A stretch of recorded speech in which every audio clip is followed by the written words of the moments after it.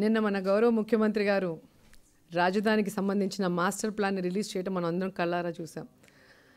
ఆయన విడుదల చేసిన ఆ సీడీని చూస్తుంటే ఏ మగధీర సినిమానో ఏ బాహుబలి సినిమా ట్రైలర్ చూసినట్టుంది. మరి చేతిలో చిల్లిగవ్వ లేకుండా ఈరోజు ఇన్ని లక్షల కోట్లతో రాజధాని నేను కడతాను అని చెప్పటం ఇది ప్రజల్ని మోసం చేయడం కాదా అని నేను అంటున్నాను.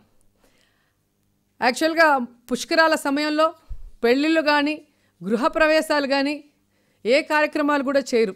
అందరూ పుష్కర స్నానాల్లో నిమగ్నమై ఉంటారు.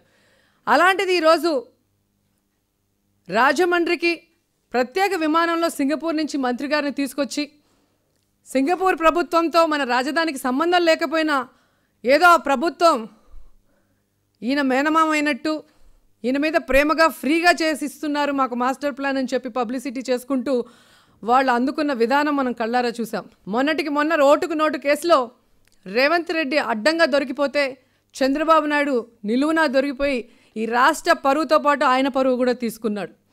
ప్రజల నోళ్లలో ఒక్క సంవత్సరానికే 10 సంవత్సరాల చెడ్డ పేరు కూడా కట్టుకున్నాడు. దాని నుంచి ప్రజల్ని డైవర్ట్ చేయడం కోసం ఈ పుష్కరాలని ఉపయోగించుకొని ఏ విధంగా డైరెక్టర్లు తీసుకుపోయి కెమెరాలను తీసుకుపోయి సాంస్కృతిక కార్యక్రమాలు చేస్తూ మరి భారీ ఎత్తున జనాల మధ్య చంద్రబాబు నాయుడు షాట్లు తీయాలని చెప్పి షూటింగ్లు చేస్తూ 30 మందిని బలి తీసుకున్నారో మనం చూసాం.